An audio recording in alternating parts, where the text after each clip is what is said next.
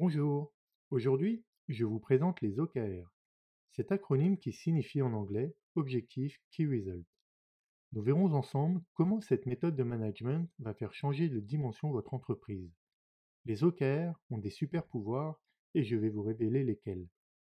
Cette présentation est largement inspirée du livre Mesurer ce qui compte de John Deere, une véritable mine d'informations pour amener votre entreprise vers le succès. C'est parti!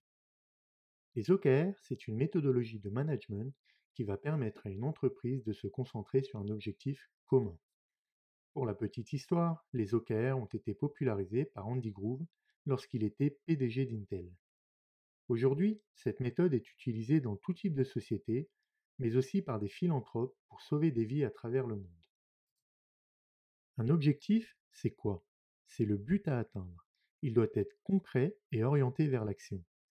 Par ailleurs, un objectif difficile sera plus à même de générer des performances que les objectifs faciles. Pourquoi? Simplement parce que si vous donnez un objectif facile à atteindre, vos collaborateurs feront moins preuve de créativité pour trouver et mettre en place les solutions adéquates pour atteindre cet objectif. Le résultat clé, c'est ce qui permet d'évaluer et de contrôler comment nous parvenons à cet objectif. Il doit être précis, limité dans le temps, mesurable et vérifiable. En d'autres termes, un résultat clé doit toujours être associé à un chiffre. Soit vous l'atteignez, soit vous ne l'atteignez pas. C'est cool la théorie, mais concrètement, comment se formalise un OKR? À gauche, vous avez un exemple d'OKR que nous allons décrypter ensemble. L'objectif, augmenter le MRR de 300 cas par trimestre. Quel est le but? C'est l'augmentation du MRR de 300 cas par trimestre. L'objectif d'augmenter de 300 cas le MRR par trimestre est ambitieux mais réalisable. L'objectif est-il tangible et sans ambiguïté? Dans notre exemple, on ne peut pas faire plus concret. Nous exprimons un quoi, une augmentation, qui est reliée à une KPI précise, le MRR, qui elle-même est reliée à un chiffre de 300 cas à atteindre dans un laps de temps déterminé, le trimestre. Cet objectif procure de la valeur à votre entreprise en développant son chiffre d'affaires. Maintenant, penchons-nous sur les Key Results. Les Key Results sont les comment. Comment nous allons atteindre cet objectif de 300 cas de MRR par trimestre. Il consiste en jalons mesurables qui, une fois réalisés, seront utiles aux collaborateurs pour atteindre l'objectif. Ici, si j'atteins chaque Key Result, signer 100 cas de nouveaux contrats par mois, augmenter le prix des abonnements de 500 euros et réduire le taux de désabonnement à moins d'1% sur le trimestre, je serai en mesure d'atteindre mon objectif. Attention, les Key Results désignent un aboutissement et non une action.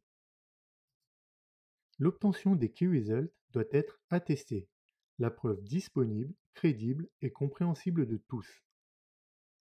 Maintenant, nous allons découvrir ensemble les 4 super pouvoirs des OKR.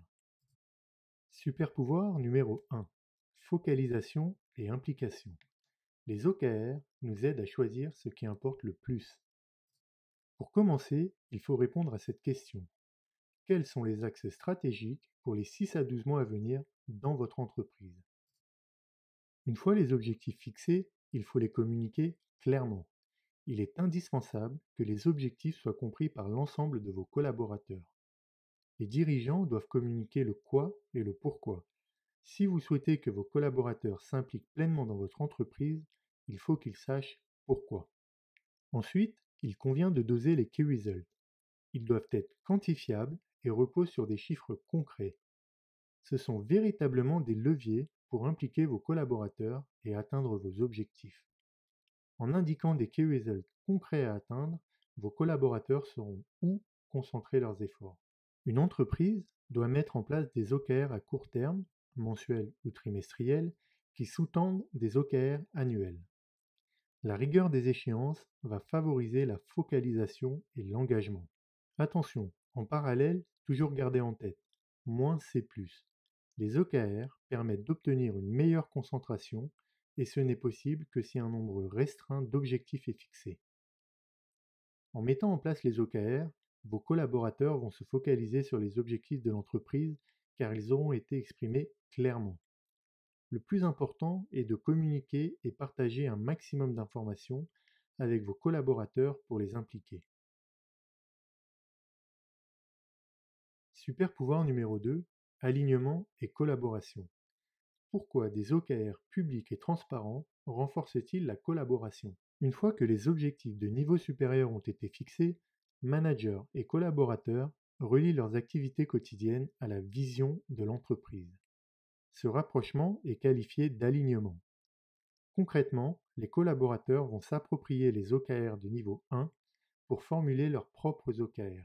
Alors qu'avant les objectifs étaient transmis par la hiérarchie du sommet à la base, aujourd'hui il faut renverser la vapeur. Faire descendre et remonter les objectifs par voie hiérarchique ne sert à rien. Régulièrement, on constate même que les OKR les plus puissants ne viennent pas de la hiérarchie. Les gens qui choisissent leur destination ont une conscience accrue de ce qu'il faut pour y parvenir. Les relations de dépendance restent la principale cause de dérapage des projets. Combien de projets ne sont pas livrés dans les temps parce qu'il y a une mauvaise coordination entre les équipes? La solution se trouve dans les relations transversales. Super pouvoir numéro 3, le suivi. Comment les OKR vont nous aider à suivre notre progression? C'est très bien de se fixer des objectifs, de mettre en place des key results, mais si nous ne pouvons pas suivre leurs avancements, cela peut être source de démotivation. Les collaborateurs témoignent d'un véritable engagement lorsqu'ils voient en quoi leur travail contribue au succès de l'entreprise. Les gens mesurent l'envie de connaître leur progression. La plus grande source de motivation réside dans les progrès que l'on réalise dans son travail. Comment faisons-nous pour suivre nos OKR? Les OKR sont examinés au cours du trimestre et un bilan en 3 étapes est réalisé en fin de cycle. La première étape, la notation. Une méthode consiste à faire la moyenne des taux de complétion des key results associés à l'OKR évalué. Par exemple, si un résultat clé était de publier 5 articles avant le 31 mars et vous en avez publié 3, le score sera de 0,6, 3 divisé par 5. La seconde étape, l'auto-évaluation. Les données objectives sont assorties du jugement subjectif de celui qui l'avait établi. En réalité, les chiffres importent sans doute moins qu'un feedback contextuel. Par exemple, si vous atteignez un objectif facilement, alors qu'une autre équipe s'est arrachée pour atteindre 60% de l'objectif, est-ce que la seconde équipe a moins de mérite? Je vous laisse réfléchir. Il faut toujours voir la réalité qui se cache derrière les chiffres. Enfin, dernière étape, la réflexion. Lorsqu'un cycle est terminé, vous pouvez vous poser les questions suivantes. Ai-je réalisé tous mes objectifs? Si oui, qu'est-ce qui a contribué à mon succès? Sinon, quel obstacle ai-je rencontré? Si je remaniais l'un de mes objectifs afin de l'atteindre totalement, qu'est-ce que je changerais? Qu'ai-je appris qui pourrait modifier ma façon d'aborder les OKR du prochain cycle? Super pouvoir numéro 4. Surpassement. Pourquoi les OKR nous permettent-ils de réaliser ce qui nous semble impossible? Un grand objectif audacieux, ou GOA, est un but intimidant. Il est clair, incontestable, et les collaborateurs le comprennent immédiatement. C'est un moyen d'unifier les efforts, de galvaniser les gens et de créer un esprit d'équipe. Les objectifs ambitieux tirent parti de chacun des super pouvoirs des OKR. La focalisation et l'implication sont essentielles pour cibler les objectifs qui feront vraiment la différence. Seule une organisation reposant sur la transparence, la collaboration, l'alignement et les relations transversales peuvent se distinguer à ce point. Et sans un suivi quantifiable, comment saurez-vous que vous avez atteint ce fabuleux méga objectif? En d'autres termes, quand vous visez la Lune, si vous manquez votre but, vous aurez quand même atteint les étoiles. C'est l'un des grands bienfaits des OKR. Ils nous donnent des buts quantitatifs clairs qui nous permettent de réaliser des bons qualitatifs. Maintenant, nous allons voir comment planifier un cycle d'OKR. Pour commencer, l'équipe de direction se réunit généralement en novembre-décembre pour déterminer les OKR de l'année et du trimestre à venir. Un peu avant la fin du mois de décembre, les OKR du premier trimestre et annuel sont communiqués au directeur de pôle. Début janvier, on communique les OKR du premier trimestre aux équipes. Les collaborateurs déterminent alors leurs propres OKR en les alignant avec ceux de l'entreprise. Le cycle démarre et on suit l'évolution à l'aide des Key Results. À la mi-février, on relance un cycle pour terminer les OKR de T2. En avril, on arrive dans la période d'évaluation du premier cycle. Pour ce faire, on utilise la méthode CFR, conversation, feedback, reconnaissance, que nous aborderons un peu plus tard. Je vous propose de refaire un point sur les différentes typologies d'OKR. Un OKR transversal est l'outil idéal pour coordonner les équipes vers un même objectif. Par exemple, un objectif peut faire intervenir l'équipe Sales et Marketing pour être atteint. Il prendra en compte l'ensemble des collaborateurs et chaque équipe ajoutera un OKR dédié à sa roadmap pour atteindre l'objectif transversal. Un OKR concret est celui que nous nous engageons à atteindre et pour lequel nous sommes prêts à modifier planning et ressources. Enfin, un OKR ambitieux décrit le monde tel que nous aimerions qu'il soit, même si nous ne connaissons pas encore précisément le moyen pour y parvenir. Maintenant, nous allons revenir sur le système d'évaluation des OKR. En évaluant vos OKR, vous constatez ce que vous avez accompli. La méthode préconisée pour évaluer vos OKR est de faire la moyenne des taux de complétion des Key Results. Reprenons notre OKR de l'équipe Sales. Je vais vous montrer concrètement comment vérifier si nous avons atteint notre objectif. J'ai signé pour 90 cas de nouveaux contrats dans le trimestre.